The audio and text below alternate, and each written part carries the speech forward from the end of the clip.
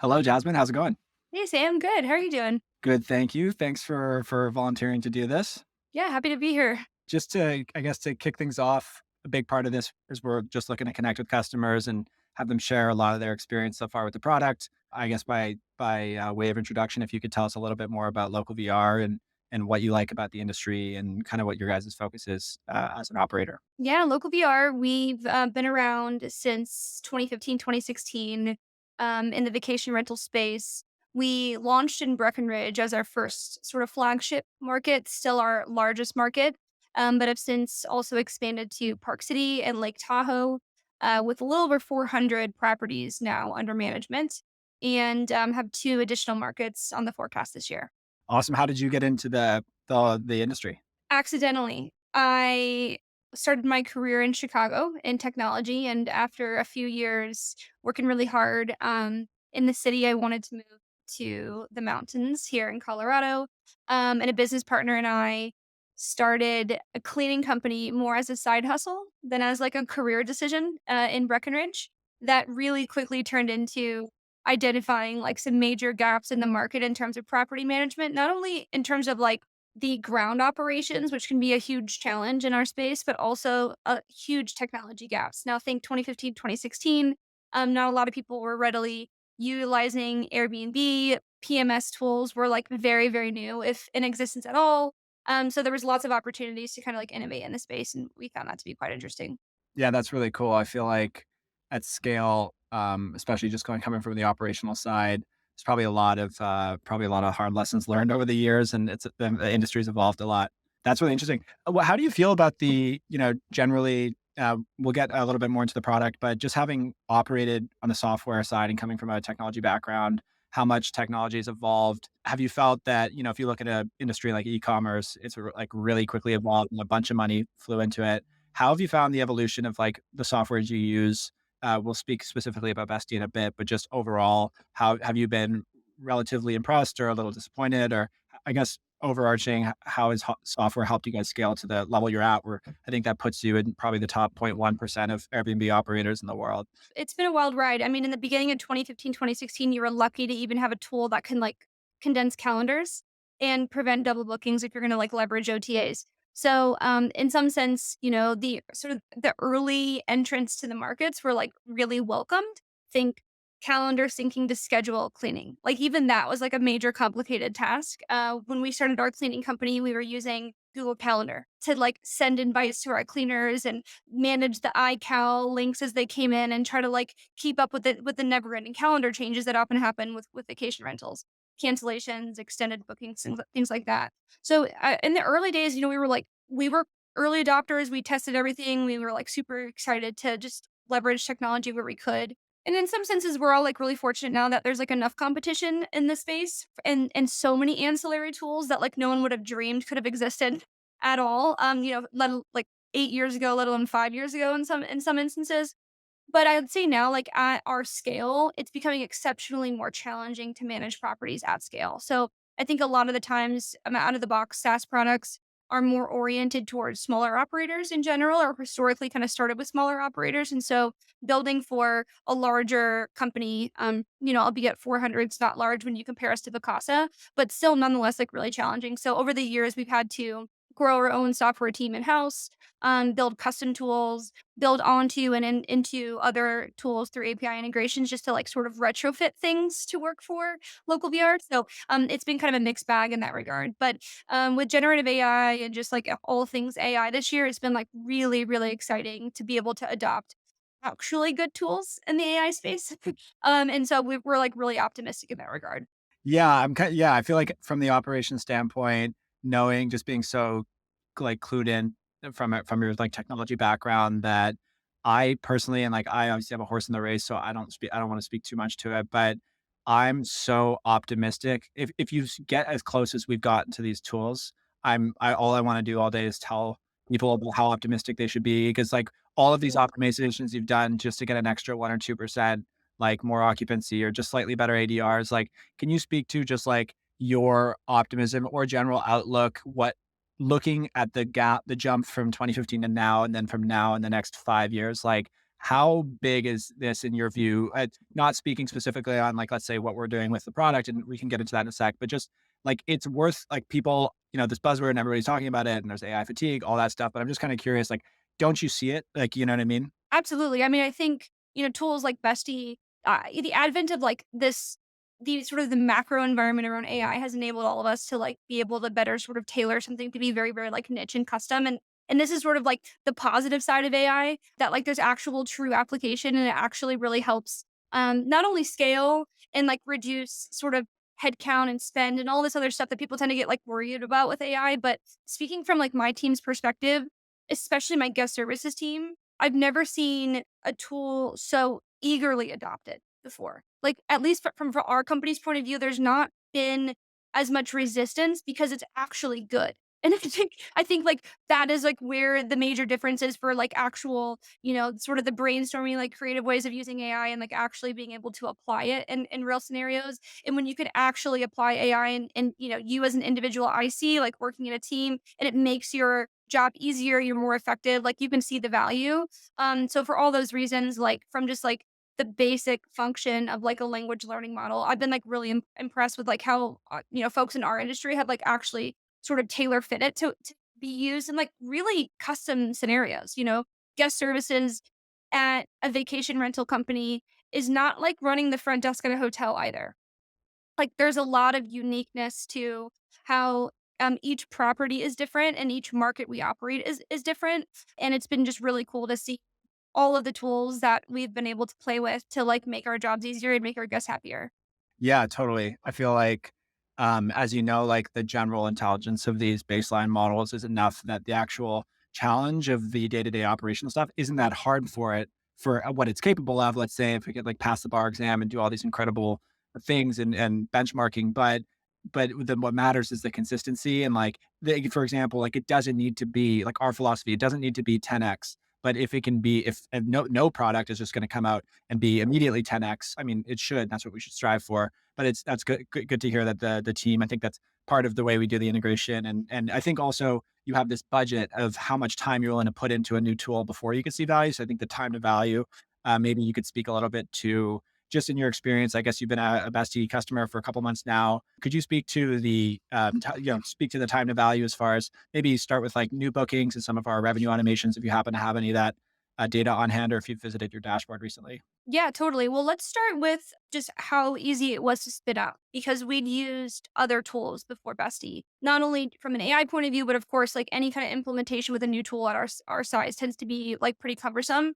And we tried AI tools before Bestie, and the onboarding itself was exceptionally complicated to fine tune sort of the AI the way we needed it to, and to be able to reference like our property data, our house manual, things like that. So I will just say it's sort of like baseline the cost to, like, launch was actually really low, and then we, like, very much appreciated that because we decided to invest in Bestie in the middle of ski season, which is, like, virtually the worst operational time to be, like, learning and training and doing a new tool, and, like, it was, like, overnight, we could spin it up, so, like, we very much appreciated that. One of the first tools we decided to use actually before, playing around with, like, sort of, automated conversations in chat was, I think you're calling it the booking booster, right? But, like, what we're doing here is there are gaps on the calendar that we wanna try to fill, whether it's, encouraging a guest to arrive early or extend their stay because we still have unoccupied nights kind of on the shoulders of their reservations, and so we were trying as a company actually strategically before knowing Bestie to message everybody manually, and with 400 reservations during ski season, like, that can be really hard as its own project to do, so turning on the booking booster actually was really exciting because we did it within a matter of minutes, right? It did not take us very long to go ahead and spin that up. And I think right away we started seeing, success. And we were like, cha-ching, cha-ching, cha-ching. Like it just felt like money was just coming in. And that was like pretty exciting to from an effort to impact point of view. It was like pretty cool to see. To date, I think, after about 3 months, we're tracking close to about 10 or 12K extra in revenue just based on having that feature on autopilot. So year to date, we're a little over 30K additional revenue from just guests wanting to extend their reservations, which is really cool. I'll say one other use case that might be fun for you and for anyone listening that this actually ended up helping us with. In some of our markets, we tend to have really crazy winter storms. And those winter storms can shut down highways and then they can make travel really impossible.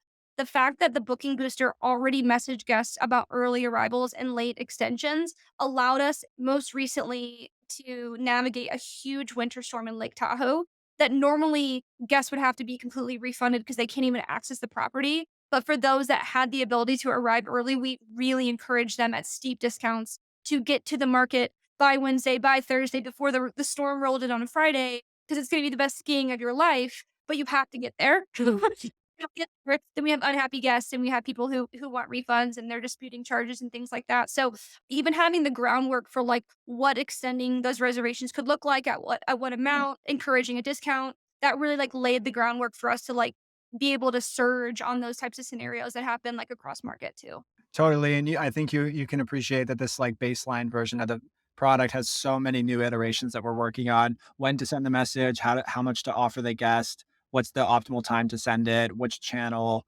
Like, there's a lot of these things that, like, our whole philosophy is launched with, like, the 80/20 value. I think it was, like, December 22nd or 23rd that we had the call. You're like, "Okay, we're just gonna launch this before Christmas break," and then, like, I guess, like, Christmas came early, but, that's great to hear, and also just a bunch of other, things that, on our roadmap around that, around mass messaging guests based off certain use cases, stuff that we've already spoken about.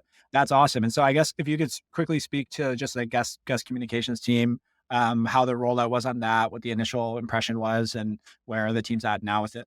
Yeah, so we turned the booking booster on first, and then I was a little bit hesitant on how we're going to get to the point of being comfortable with AI writing messages, whether it's automatically or even manually. Like, how am I going to get over that sort of adoption challenge with our guest services team, who's used to doing things the way that they were doing things?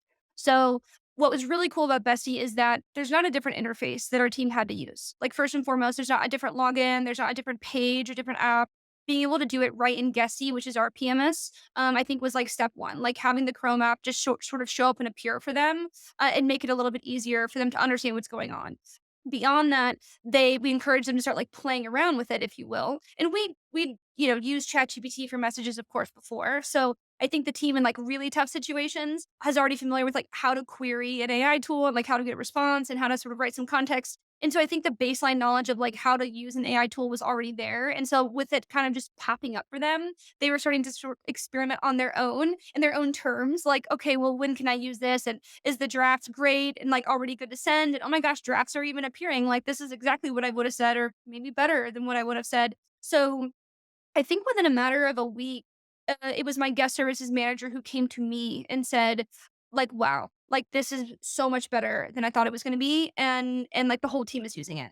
So I didn't have to do a lot of change management on like forcing people to use a new tool that we wanted to pay for. It was ultimately that the team discovered it kind of on their own and like quickly started using it.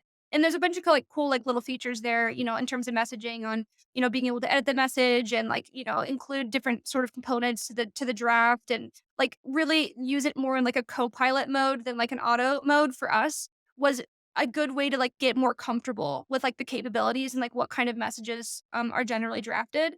So that's kind of that was the experience. And I'd say now we still typically use it in draft mode because I have a full guest services staff that like manages all messages. They know all context at properties, but like the time to respond has dramatically gone down because the message is pre-drafted. I will say this, like other than the metrics on time to resolve, we're just better at communicating. Like one thing that with AI in general this year has, I think, just done better. I think in some senses you can like an AI message now to some degree. If we're all using it, like you sort of know, like someone wrote that like follow up interview via Chat GPT because it's like overly empathetic. Yeah, yeah, yeah. But it works in guest services situations, especially if you're trying to diffuse a situation and like you're personally a little bit emotional about it too. And you can use a third party tool to like kind of help you objectively draft like a good response. So I think I've noticed that I think the quality of messages has also gone up just through leveraging it as a tool. Yeah, and there's small things that are on the margins I think are kind of nice. I mean, they're not as a standalone thing, not a game changer, but we look at this whole ecosystem and the rate that it's getting faster and the features that we're releasing that like every time it drops a message, it's reading through that entire conversation each time. So if they said they originally booked 6 months ago and talked about it's for this big special anniversary or something, Yep. it's Yep. gonna reference that in the most immediate conversation. Well, Yep. anyway, thank you so much for your time and for being one of our favorite customers to work with. It's been a total pleasure. Is there anything else you wanted to say? Any feedback about the product or anything you're kind of looking forward to as we close out? I will say, in the industry and for like big operators, one thing that we've outgrown in terms of standard PMS functionality that I think we're all like really excited about from an AI point of view is customer sentiment. And sort of Bestie is showing to us that they're able to not only like you said, know all the context and read and come up with a good draft, but they're actually able to show us the sentiment of a message, as well as a summary of what's going on. And so if you're a big operator, you have 400 plus guests at your property at any given moment, knowing who's happy, who's sad, who's angry. It's a really good way to segment through people who are currently staying at your property. So we're really excited about anything directionally there that can like help prioritize and help escalate issues across a big portfolio and like using AI to like manually ensure like how individual guests are feeling, which can be really hard to do at scale. So I think for us, it's like pretty exciting in terms of like what could be on the roadmap around sentiment and how we can like leverage that to be like smarter and action like issues at properties quicker. Yeah, that was once again one of those early features, the sentiment dashboard, both for current and future guests. But then, as you can imagine, the following version of that is being able to proactively pull tasks, but once again, directly within the PMS or hooking that up to your task management system. But once again, just launching with that earliest version, seeing if that's valuable, and then doubling down on it if people like it. So that's really good feedback. Well, Jasmine, thanks again so much for your time, and I'm sure we'll be in touch. Cool. Thanks, Sam.